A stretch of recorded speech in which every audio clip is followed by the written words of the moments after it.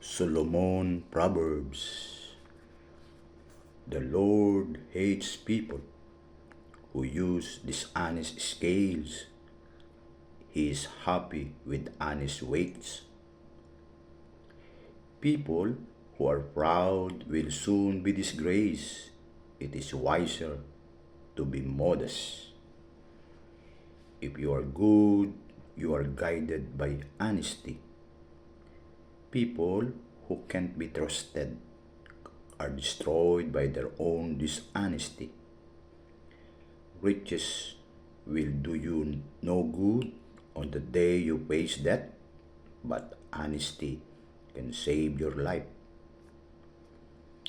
Honesty makes a good person's life easier, but the weak will cause their own downfall. Righteousness rescues those who are honest, but those who can't be trusted are trapped by their own greed. When the weak die, their hope dies with them. Confidence placed in riches comes to nothing. The righteous are protected from trouble. It comes to the weak instead. You can be ruined by the talk of godless people, but the wisdom of the righteous can save you.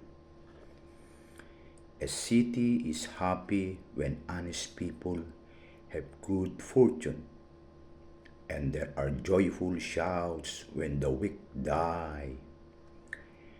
A city becomes great when the righteous give it their blessing, but a city is brought to ruin by the woes of the weak. It was foolish to speak scornfully of others. If you are smart, you will keep quiet. No one who gossips can be trusted with a secret, but you can put confidence in someone who is trustworthy. A nation will fall if it has no guidance. Many advisors mean security. If you promise to pay a stranger's debt, will be regret it. You're better off if you don't get involved. A gracious woman is respected, but a woman without virtue is a disgrace. Lazy people will never have money, but aggressive people will get rich. You do yourself a favor when you are kind. If you are cruel, you only hurt yourself. Weak people do not really gain anything, but if you do what is right, you are certain to be rewarded. Anyone who is determined to do right will live, but anyone who insists on doing wrong will die. The Lord hates evil-minded people, but loves those who do right. You can be sure that evil people will be punished, but the righteous will escape.